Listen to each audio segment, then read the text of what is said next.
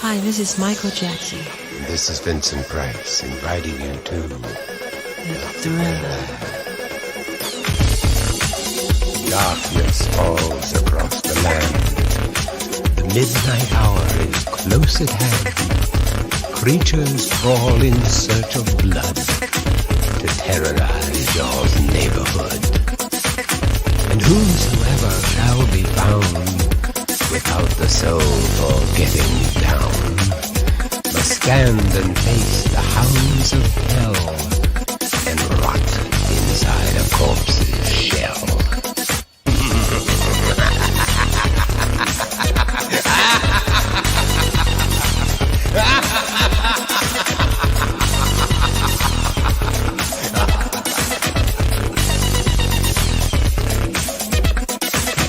The demons squeal in sheer delight. It's you they spy, so plump, so right. For though the groove is hard to beat, yet still you stand with frozen feet. You try to run, you try to scream, but no more sun you'll ever see. For evil reaches from the crypt to crush you in its icy grip. The foulest stench is in the air, the funk of 40,000 years, and grisly ghouls from every tomb are closing in to seal your doom. And though you fight to stay alive, your body starts to shiver, for no mere mortal can resist the evil of the Thriller.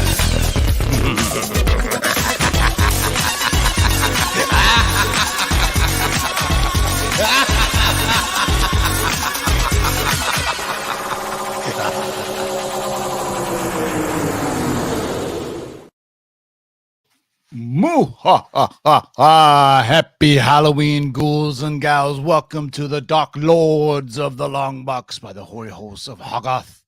I'm Tebow, like evil it. Dark Sorcerer. This is Marty. Say what's good to the people. What is going on? Oh my goodness. Happy Halloween. Happy Hollows. Happy Samhain. Ghouls and goblins. Thank you for joining us on this special, wonderful, amazing day. And may the comic spirits haunt your evil comics and fill your long boxes with plenty of tricks and treats. Very well said.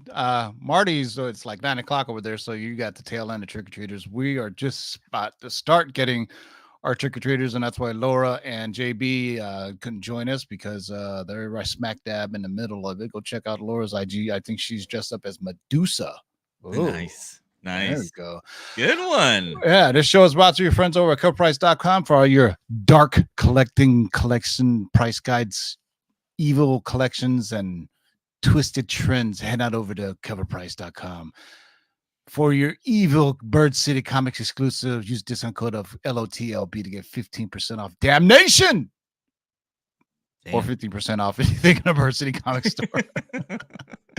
Let's get right to it, boys and girls. This is the Cut Price Top 10 for the week ending 10/30/2023. As always, happy Halloween. We're up against a lot tonight.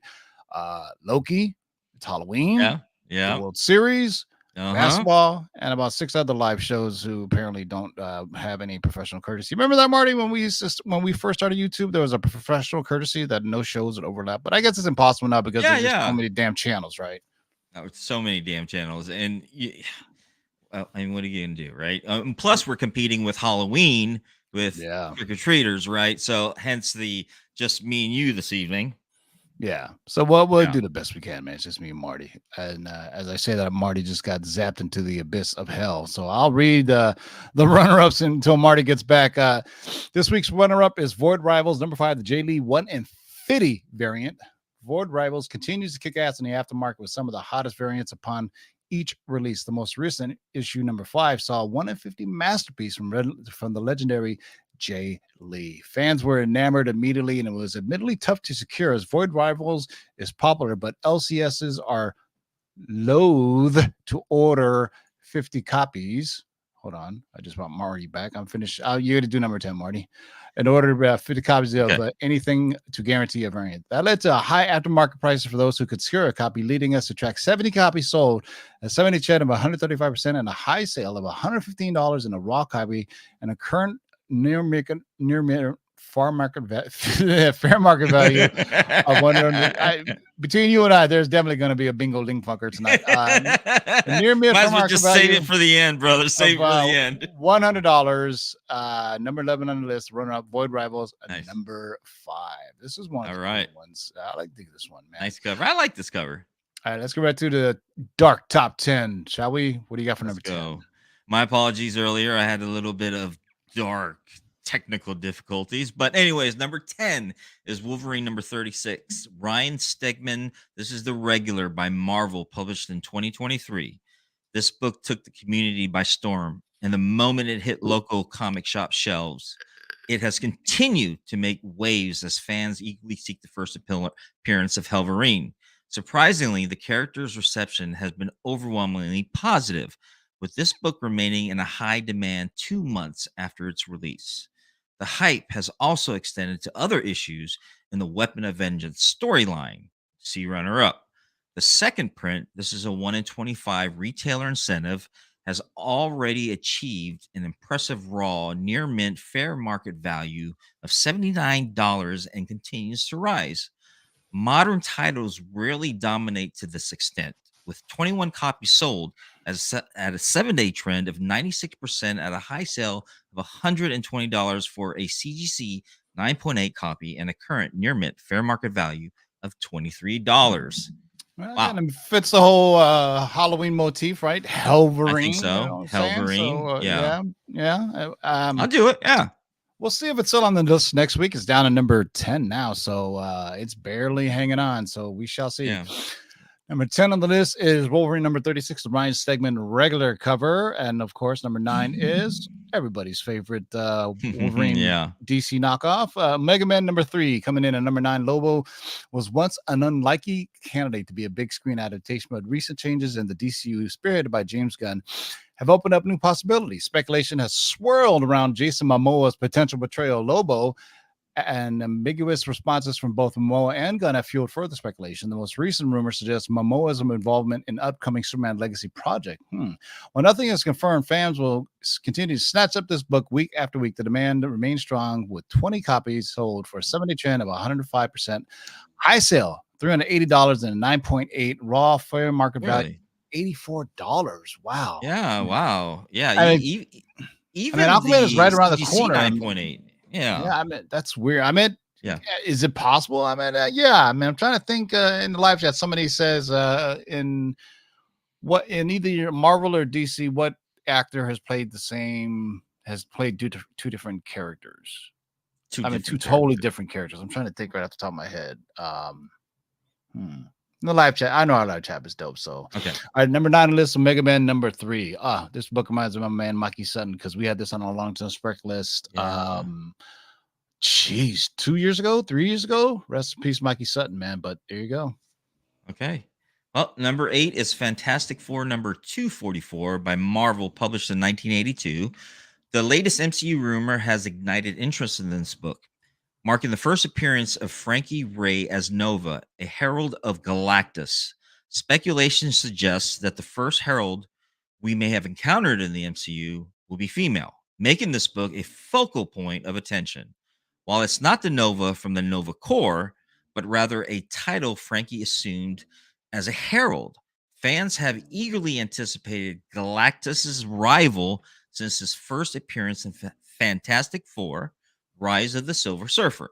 Despite the lack of official confirmation, fans have eagerly picked up this book.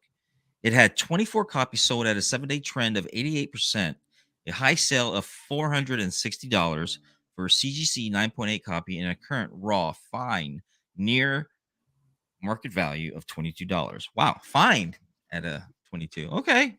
If anybody's been watching the show over the last 3 or 4 years, you should have snatched this copy up. Great John Byrne run. I mean, one of the best storylines also is this whole storyline here. I believe it starts with 242. Galactus comes to Earth and he's almost half dying, and Reed Richards makes a decision that they have to save them. And then he goes, I need a herald. And Frankie Ray already had flame powers. If you remember, she was Johnny Storm's boyfriend. Yeah. And she goes, I already got powers, but he goes, I'm going to give you some more. And boom, she became fucking Nova. And that was a badass character. I was strolling through somewhere in my news feed or something. They were talking about a new female herald coming to, I thought it was the comics, and it was looked like a female Silver Surfer. But I was like, I heard something about yeah. And if you look at this reading right here, it kind of alludes to that as well. So maybe people are just guessing because the only female herald in the comics is Nova. Is Nova? Yeah. I think so. Yeah. Is she the only female? I'm trying to think. Firewalker, Terex. There's been a bunch of other weird ones throughout the years, but still a dope book. John Byrne, Fantastic Four.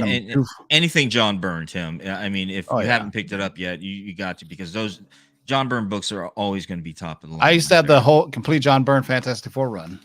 Oh, yeah. Hell of a read right there. Yeah. Hell of a read. All right. Number 8 on the list is FF number 244. Man, my cloak is like choking my neck. Let me loosen it up here. All right. Number 7 on the list is Beneath the Trees Nobody Sees. The Patrick Horvath cover A. IDW is typically known for its dark and gruesome titles, but this book has defied expectations. It's gained immediate attention upon release, with affordable copies quickly disappearing online. The consensus within the community is that this book demands adaptation. Even without substantial content, the concept of an anthropomorphic animals confronting a serial killer has captured the imagination. Wow. It's a unique blend of horror and classic animal storybooks of Richard Scarry, attracting a dedicated following. I think it's Scary. Yeah. Richard Scary. Scary. Yeah. To quote comic enthusiast Patton Oswalt, finally, murder and forensics are adorable. With 10 quote unquote with 10 copies sold, a summoning trend of 236 and a high sell one of $34 and a raw dog. Nice. With the current near mid fair market value of $13. Wow, I have never seen this book. It sounds interesting though, and given for a IDW book, I mean, seriously, this is definitely going to be. I would even go as far as say if something picks up on this. Yeah, I mean, it doesn't look like a dark horror book, right? You first see the cover, right? Yeah. You know what I'm saying? It just kind of looks, it's just happy. It's something beneath the trees where nobody else sees. It's a children's book. Then you wake up and you open the pages and there's murder and mayhem. Almost deceiving. Like, what was that title, Tim? With fuck fairy tales or fuck? Yeah, fuck fairy tale land, or which is the flip side of the other one. You're right. All right. So beneath the trees where nobody sees. Number 1, coming in number 7, cover A, raw dog, 34 bones. Another old book. God, I appreciate this one. Another FF book, right on. Yes, I remember this one. Number 6 is Fantastic Four, number 164 by Marvel, published in 1975. While Frankie Ray has already been mentioned, this is the book where she first appears alongside Crusader, Marvel Boy, before their involvement with Galactus. When rumors began to circulate that the first female herald of Galactus would make her MCU debut, the community quickly embraced this book. Typically, the first appearance of an alter ego fetches higher prices in the aftermarket, but this book takes a different approach. It features the character behind the alter ego Nova, and the commands nearly doubled the price for a CGC 9.8 copy. This is likely due to the double first appearance and the expectation that Marvel will likely retain the name Frankie Ray, but introduce an alternate ego name. This book also less common than number 244, reflecting in its pricing, with 18 copies sold at a 7-day trend of 161% and a high sale of $1,000 for a CGC 9.8 copy and a current raw fine fair market value of $15. Even a fine. Okay, so H&H Comics says, when I was asking about, actors playing dual characters, he says Linda Cardellini played Laura Barton and Lila. I won't give you Oh, that one, but I'll give you Michelle Yeoh, since she was in Shang-Chi and she was also in Guardians. But yes. Lila, she was just a voice actor for. So I mean, there's a lot of characters that where like Mhm. famously like he also says Paul Bettany. So I meant, Vision and being just a voice, unless Right, he was right. another physical appearance. But if you do that, then you might as well do Benedict Cumberbatch, because he was Doctor Strange and he was the voice of Dormammu. Oh wow. So Good to know, Tim. Damn, brother. Yeah, man.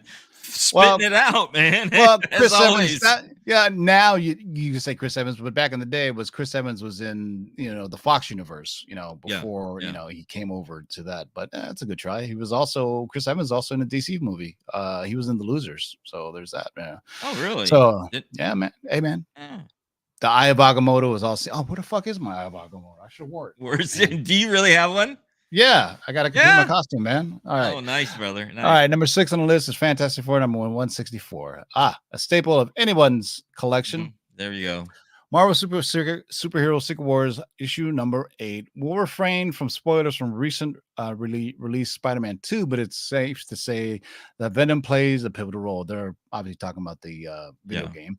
All the marketing materials feature Venom prominently, along with Spider-Man wearing the iconic black suit in the game. Naturally, fans have revisited one of the most iconic appearances of the black suit. While it's not technically the first appearance of the black suit, it is the ones fans most associated with. Mm-hmm. The suit's iconic status is reflected in the aftermarket sales, with 32 copies sold, of 7-day trend of 103%, high sale of $650 and 9.8, and a raw, very fine fair market value of $127. My God, man, this book is steadily rising. I mean, it's taken forever, but I remember this book has always been the sought after book, the hard to get book. Even when I was collecting back in the 80s, when this first series of Secret Wars came out, and I tell you what, man, just to search for number 8, it was a pain in the ass, man. Once again, technically, Cable was part of the Fox universe, so just want to say, it's not part of the same universe, because they were different companies at the time. They were doing it. So just want to throw that out there. But pretty soon, it'll all be part of the same. So if I ask the same question in a year from now, when Deadpool 3 comes out, right, you can say Ryan Reynolds, and whoever else. You know what I'm saying? So. Sure. Marvel Superhero Secret Wars number 8. Geez, I think I just sold mine. I have a 9.8, and I think I sold it. Yeah. So damn it. Anyway, what are you gonna do? I have this and what is that? The other one, the SM3. God, 250, 352, 350. I'm always get confused with the numbering on that one. The first appearance of the black suit in ASM is 252.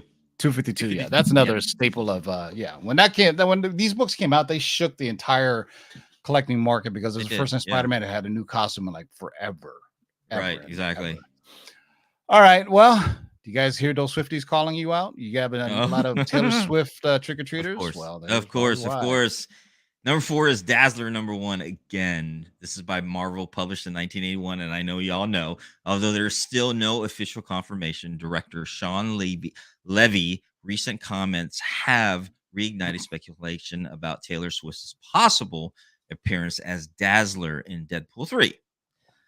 Levy's response, "That would be a great idea," has energized the excitement surrounding this book, with Taylor Swift's recent rise to a billionaire status as a pop star. She is more suitable than ever to portray the character. Fans have continued to focus on securing the first issue of her first ongoing solo title rather than her initial first appearance, offering a chance to obtain a recall copy at a more affordable price.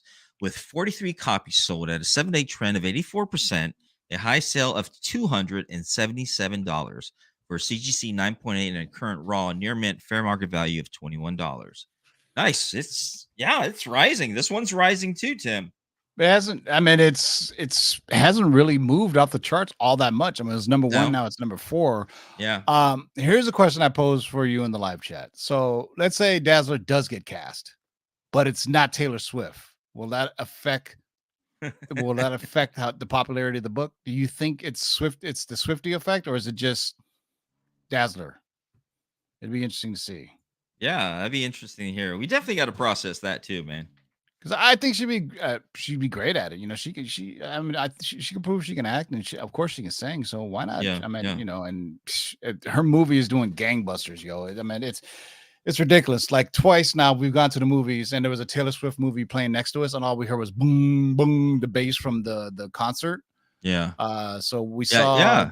the Exorcist movie. Right. You and you were saying that last time. Yeah. yeah, and then so last Friday we saw the Freddy Fingers, whatever, that crazy Chuck E. Cheese type movie where the Yeah. the animomorphic animals come to life and kill people or something like that. Yeah. It's a fun time. Here, okay, it's TV things that TV watch. You should watch. Check out that Here we go. Freddy, whatever movie is, and keep this in mind. It's rated PG-13, and let me tell you, my girlfriend and I both looked at each other. Yo, this is pushing the boundaries because people have brought their small kids to it, and I was like, this is pushing right up For, there against for the rated R. Exorcist. For this last No, Exorcist. no. For the Freddy Okay. Finger Five Freddy, I Oh, don't the know. for the okay. Freddy, I can't even say the name, but you know what I'm So talking was about. it not a PG-13 to you then? It is a PG-13 movie, but I'm saying it really Yeah. pushed the limits of that grade Okay. rating to almost be R. I was like, R, damn. okay. Yeah. I mean, this So is there in between? Is there in between PG-13 and R? no PG. Don't they have like PG-16 or PG? No, it's just Yes. PG-13 and R. I mean, sometime in I think it was the 80s, they went from PG to PG-13, but that's it. Yeah. It's R, then Yeah. rated X. Fun fact: Exorcist, you almost got as rated X as a movie because it was so scary. The first or one. let me repeat that: adults only is the Yeah, is the rating for adults only, because then they changed it back to rated R. And then all other scary movies that are rated PG-13 is Poltergeist. Poltergeist? Really? I did not know that. Yeah. Drag Me to Hell, which is a great fucking Sam Raimi film. I rated remember that. I PG-13. actually really enjoyed that movie. And it Oh, wasn't I love that. it's so underrated, man, because Yeah. no one really talks about that in the group setting, you know? Yeah. Yeah. And speaking of horror films that TiVo or things that TiVo watch that you should watch, is 30 Coins on HBO. The second season just dropped, and it's a show in Spanish. It's in Spain, so they have a lith que pasó. And it's a mix between Da Vinci Code, The Exorcist, and Ooh. Indiana Jones. If it was directed by Guillermo del Toro, Right up our alley, right there, brother. yeah. So the 30 coins is in reference to the amount of coins Judas was paid to betray Right. Jesus by the Romans, and so that's Yes. where whomever paid Judas 30 coins to betray Jesus. And there's some interesting kind of theology and mythology that are blended in about Judas and this and that and the other and God and devil. If I love all that stuff, I love all that stuff. Yeah. When it's put in context. like that. I do too, man. And I've gone as far as hearing even theories that, Judas was actually not the bad guy. He was kind of. This show is. I won't give it away, but watch Yeah. the show. It's right up what you're kind of thinking about. Right. Or is it? Okay. Yeah. Yeah. All right. Interesting. Number 4 on the list is Dazzler. Number 1. Just like Halloween treats, it never goes away. Just like candy corn, they never go away. I love candy corn though, man. Oh man, I'm a candy corn lover. I'm sorry. I love it. Spawn number 1. Spawn coming in at number 3. Spawn consistently ranks as a top performer, frequently appearing on our year-end heaviest movers list, while a Spawn movie is in development by Blumhouse production CEO Jason Blum, who makes pretty much every damn horror film now is produced by Blumhouse, it seems. recently reaffirmed its release in 2025. The new Spawn film is described as edgy, creating anticipation among fans. Jason Blum's incentive to push the movie forward may have increased due to the success of Five Nights at Freddy's, which I was just talking about. It just finally got the name in there, Five Nights at Freddy's, which has already grossed over 130 million. Wow, globally. Yeah, because I'm pretty sure that it didn't cost that much to make. With 37 copies sold and a 7-day trend of 115%, a high sale of $200 for a CGC 9.8, a current raw neighborhood fair market value of $35. Yeah, 9. I have to go back and watch that. I have to go watch that Five Nights at Freddy's because I'm a little bit lost on that. So it's at the theaters right now. It came out last week. Yeah. So we tried to watch. Oh, and you know what else we saw last night? No, Sunday night. Yeah, last night we saw The Exorcist at our local theater, the Frida, which is like a little artsy theater. Mhm. And what was cool about it is they showed the original 16 millimeter film print of it, which Okay, the original one you're talking about, not yeah, the recent one. no, Okay. but it's this original 60 millimeter print, meaning on film, Nice. meaning like you can see like Yeah, you see that grindhouse. You see the it goes lines around. through it Yeah. like this and that. Literally, like 30 minutes through the part way through the movie, they had to change reels because back in the day they did that. But it was more seamless. You didn't know that, but Right. they would splice the film together, so you would see a little hiccup and then it would continue. But this time they said it just went black and they go, hey, and it goes, we're switching the reels Yeah, out. I remember. Yeah. Okay, yeah. It actually, there was a thing like right before they would show like a certain white blank dot on the right side of the film warning the guy That it's handling coming the up. camera that it's Yeah. coming up. So then that kind of got him ready to reel into the other. Yeah, so old movie projectors, what they do is they used to have two of them, right? So one Yeah. would have the first half, and then the second would have the second half, Right. and then so that one kick over, the other one kick over, or if a lot of times they had spliced them together, Yeah. to make it seem continuously. Right. Famously, if you ever watched Fight Club. Fight Right? Club. When Okay. remember what he does with the with the film where he spliced in like a piece of pornography in the middle of the film, like just like a Yes. little Okay. Yeah.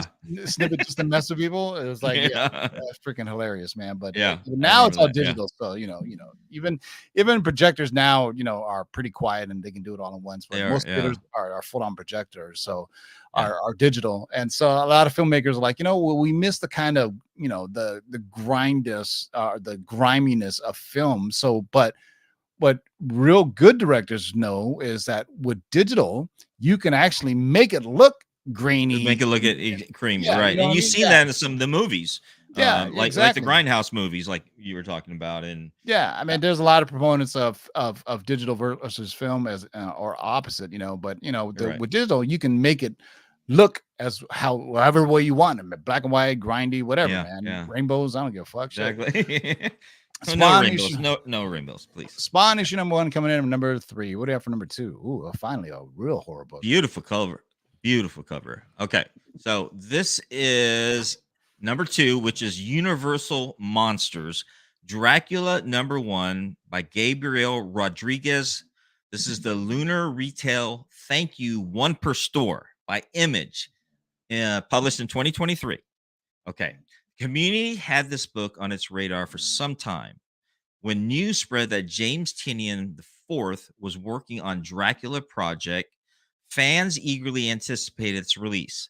Tynion's expertise in a horror heightened expectation, and the book coincidentally arrived just before Halloween. A fortunate few secured this 1 per store thank you variant, one of the 11 variants this book received. Those who missed out were determined to acquire a copy on the aftermarket, perfectly timed for the spooky season.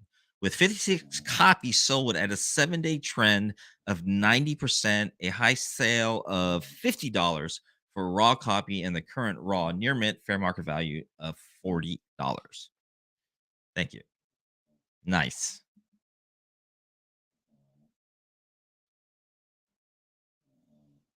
You with me, brother? Uh-oh. Yeah, I I'm lost muted. No, Tim. no, no, Tim, no, no. I you was there? gonna say, yeah. Finally, we got Yeah. like a really horror book on here. I mean, I Universal know, Monsters. man. Didn't Bird City Comics have a they had like some type of Universal Monsters book too, didn't they? I'm trying to remember. It was which, I think the God, I think it was the Boris one, the Boris Karloff one. Yeah. Boris So, Karloff. Yeah, that's the one. yeah, Exactly. that's why Yeah. I mean it's always cool to collect these during throughout the year, even if they don't come Right, out during right, right. Halloween, so you can show them on Halloween comic covers. I've slacked this year because I've just been like busy. I and did this, too, that, brother. but I did every too. now and then I I'll was really hyped about it. And But no, 31 I get it. days is a lot. You know what I'm saying? So it's Yeah. like, man, It is a lot, man. Yeah. Hey, and I commend, you know what? And I commend you.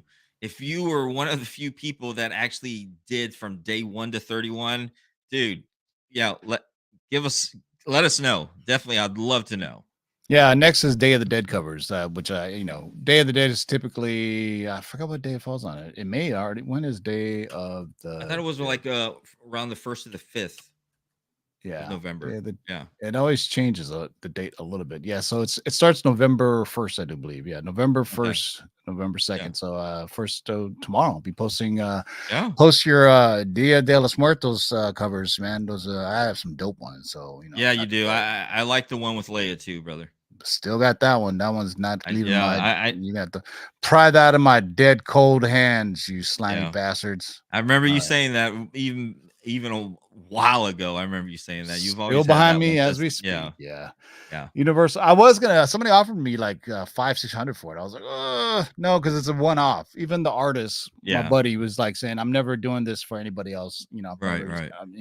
This is a one-time only. I was like, yeah, because he also did a Wonder Woman Day of the Dead for me and a Spider-Gwen Day of the Dead for me. Oh, I don't think I've seen those. Yeah, I sold those to friends or collectors or maybe an auction, but I think I sold them. I know I sold one to a Spider-Gwen one to a couple in Hawaii who really wanted it. So I was like, yeah, that's cool, man. All right, number one on the list, Amazing Spider-Man, number 36. Good, you can tell that's Art Adams, right? Yeah. Amazing Spider-Man, number 36, Art Adams, 1 in 25, Marvel 2023. This book introduces the Repossessor. Editors and Marvel solicitations on X, which is Twitter, they call him Repulsive Repo. Well, okay. The Repossessor is a demonic repo man unearthed by Goblin Queen to reclaim her children. I dig that. Wow. However, that's not the only aspect that captured the community's attention. The 125 Art Adams variant featuring Black Cat has generated considerable interest, much like Catwoman and Harley Quinn. Black Cat is a dedicated fan base that eagerly collects variant covers featuring her. While her appearances may be less frequent, fans are always enthusiastic. She takes center stage with 60 copies sold, 7-day trend of 76%, and a high sale $60 for a raw dog. Current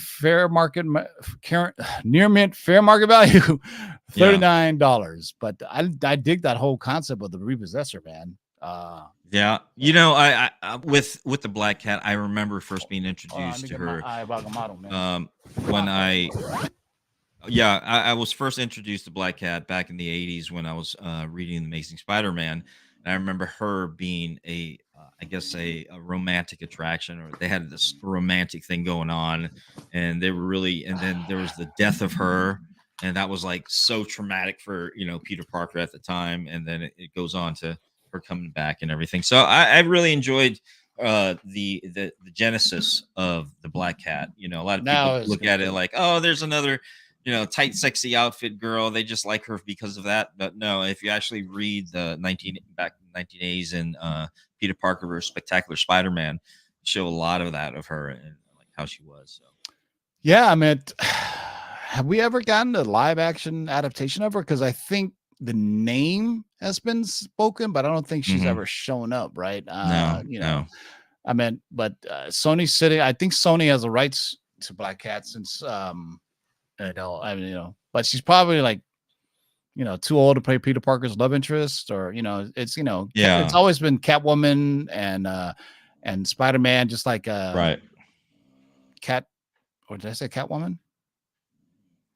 You guys know what I'm talking about. Fuck, what am I tripping here? Catwoman. You talking about Catwoman to DC, and you got Black Cat to the Marvel kind of Black Cat, relationship. Catwoman. Yeah. Well, wait, who's Black Cat is in Marvel, right? Or is it Catwoman? It's in Marvel. Yeah, that was one of Peter Parker's kind of So Black Cat. So there's kind of like the same thing. But I don't think Selena Kyle was ever a thief, was he? She was a thief, right? Yeah, Selena Kyle was in the original stories, yes. But then they kind of developed the character where I could see where that confusion comes from. Like she's not a thief, she's more of Bruce Wayne's friend or love interest, and so they spun that story so many different ways, man. And so it's kind of really hard to gauge where they're, especially in the Nolan verse, and so it all depends on what storyline you go with, I guess. Well, the Ayamato says, yes, I have seen The Fall of Usher and Fall of the House of Usher, and it is worth watching. It is worth watching. Is loosely based on Edgar Allan Poe. Each episode has a title that's, you know, basically from an Edgar Allan Poe short story or poem, but it's very twisted. I dig it. I'll dig it for Halloween. So we got through it, Marty, in one piece. Can you believe that? We did, dude. And just, you know, just to piggyback on what you're saying, I mean, really good show and not really what I expected towards the end. You know what I mean? Really, it had a good twist to it. It's not what I expected. So, all right, Marty, would you give us your last pagan blessing for the Halloween, please? Yes, absolutely. He said the pagan.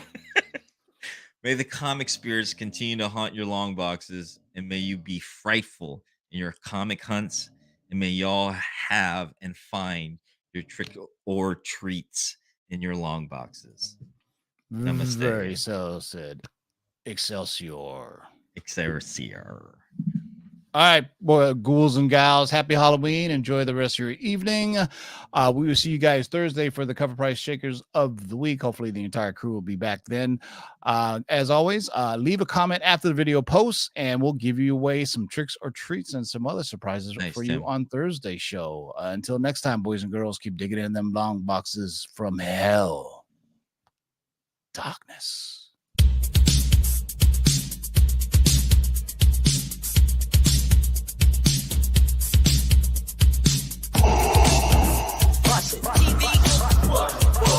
Shake and bake and pull it back. Oh my God. Hold on and get some, boys.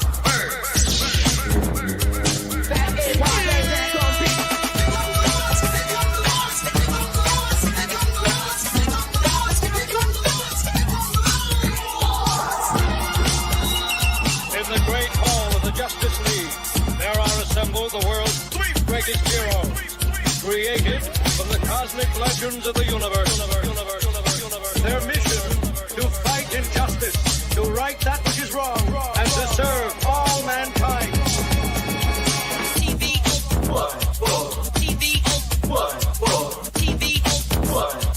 Now that's a name I've not heard. In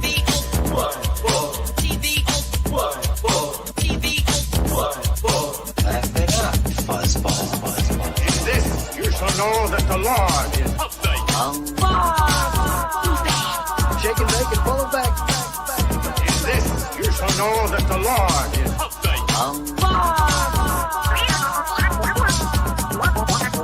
In this you shall know that the Lord is Go on and get some, boys. Jack, here's the deal. I'm the best there is. In this you shall know that the Lord is What's in the box?